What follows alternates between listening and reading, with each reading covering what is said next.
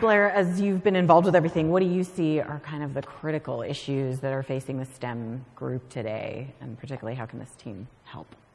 Yeah, so I think we've jumped into some of them, and Grace has given us a great update on how do we chip away at some of the really, really big challenges. And I think that's Russ yesterday said something about how we always have these new things coming on. Yes. And we create these expectations that that's going to solve the problem. And yet we're still sort of at this, like, we need an X Prize for education, because even though we've been working on it for years and years and years, there's still a whole lot of challenges. And so I think one of the challenges is also just giving things the time and setting up the fact that, I think one of the challenges I see as a funder, I'm probably going to jump to one of the second questions, is that there's always a lot of pressure for, like, what's new and what's sparkly and sounds great in the moment, and we don't give ourselves the time, as Russ was showing, like, the timeline for some of those challenges with what might come out of DARPA Ed is a 20-year timeline. And actually, one of the things I've tried to do at Chevron is, within our industry, we have 20-year, 40-year timelines.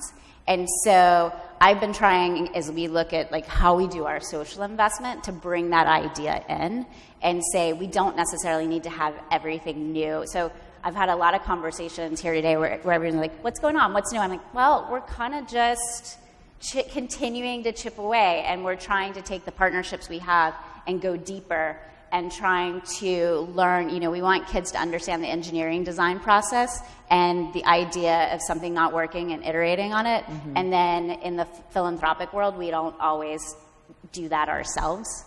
And so I think that's one of the big challenges, is starting to create a space where we can continue to iterate on this and not always have to come up with some of the big new solutions.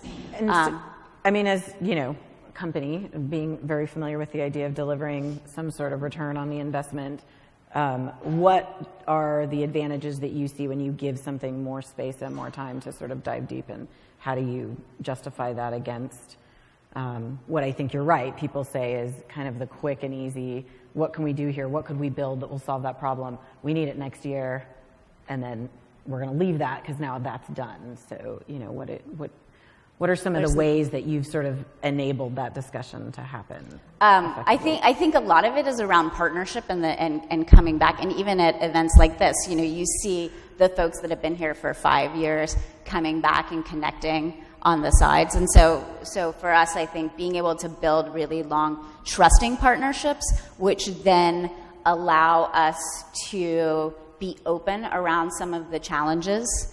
I think I'll give one example.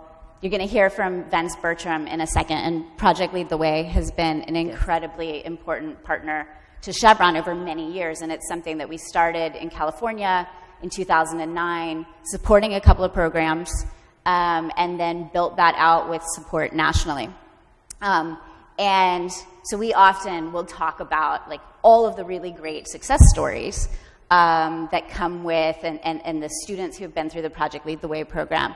But I want to take a moment and talk about maybe one of the stories that's informing my thinking, and I think probably Vince has seen this with a number of kids, which is why he's written the book he's written too, which is there was a student in the area of one of our field offices. And he'd been through, this is like one of the first, this kid's been through like all 4 years of Chevron-sponsored Project Lead the Way classes, and he goes off to college, and we are kind of keeping an eye because we would love to see him come back and enter our workforce.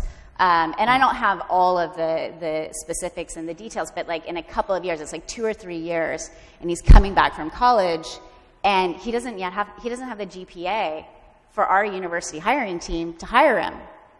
And I think that allows us to then say, well, what is it where he went from a really successful high school career and program, got into college, but was he not getting the support he needed to then make the decisions when he was at school to be able to come back 4 years later. And so I think that it starts to inform our thinking of, okay, how do we better bridge that high school into college and provide the supports, whether that's mentorship, whether that's, really open kind of acknowledgement of what does it take to succeed and get a job. How do we provide some of those things as well, so that the investments we're making, at the K through 12 level, we're able to continue all the way in through the workforce. But it's only by giving a little bit of time and really building trusting partnerships that allow you to identify like what's really working and what's not working, and how do we ourselves iterate on that and do better.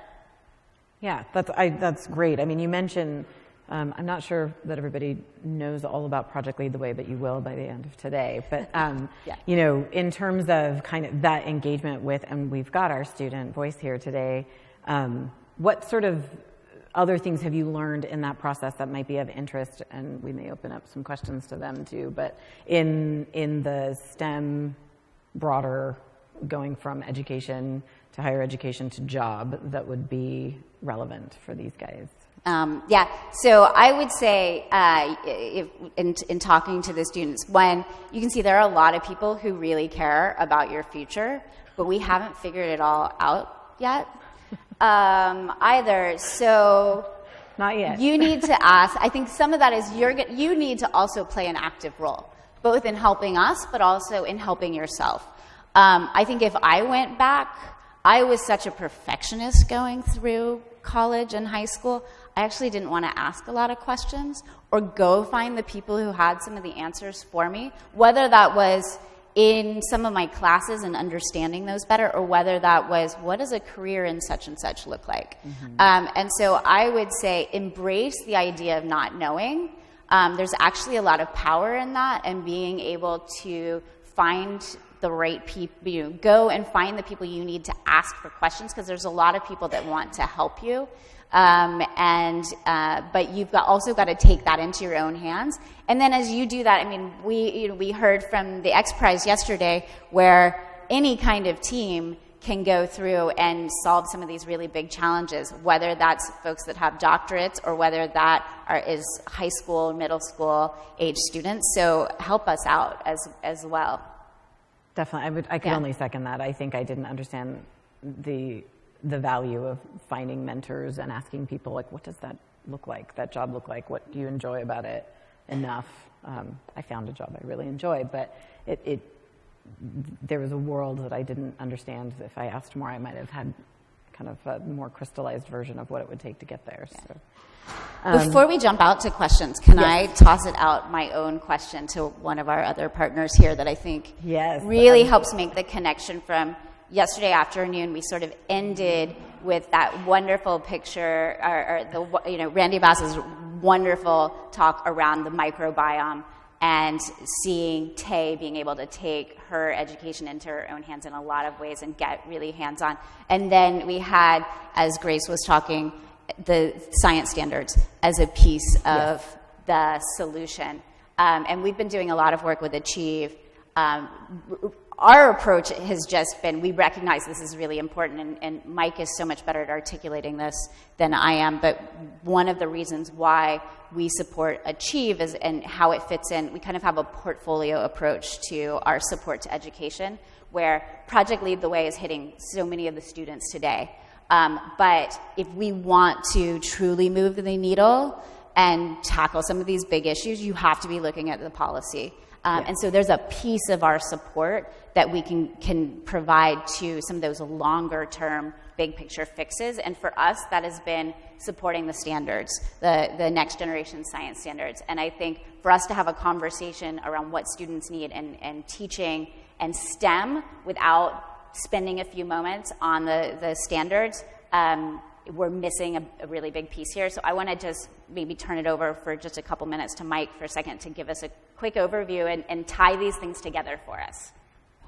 So really briefly, first of all, I was pleased to see in Grace's slide the importance of science standards, because they are one of the high leverage activities that can really have a big impact on all parts of the system. They are the foundation for what teaching and learning happens. in the classroom. And the next generation science standards, we work with 26 states to develop those in 2010. They are fundamentally different than what we have expected students to learn. The short version of this is they are all about students learning by investigating natural and design phenomena. That gives them an opportunity to, first of all, think and work like a scientist or an engineer, including exploring what they're passionate about and having some things fail and learn from that as well as learn from success. It does require understanding scientific concepts and core ideas, but it does not require memorization in the way that students generally experience the science curriculum. This is another one of those areas where it takes a partnership, right, to get this done. When we started this work, there were 26 states that got involved. Every one of them created a team in their state of scientists, of businesses and employers, particularly those in the STEM space, of science educators, of advocacy organizations, of civil rights organizations, right, of teachers, to basically pull together to have input into the development of the standards and to create a coalition that would support their adoption and implementation.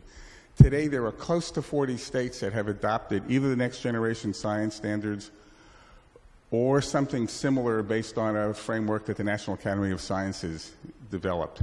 We're in this for the long haul. This is not a quick fix, and we're working with states and others to help them find and develop high-quality curriculum, which is essential for implementing standards. We have pushed states to make sure they are paying attention to professional development. In fact, to do that long before they worry about testing and accountability, so that we have a chance to build the capacity that the system needs to really fundamentally change how science education occurs. And I think that can make, over the long run, a big contribution to the STEM issues that we're all here to talk about. Thank you. And I think one of the really important things, too, is been the setting of the expectation that this is going to be a long-term and allowing people that space. Because I think that sets up the success for us being able to stick with it over time and recognize not perfect right out of the gate.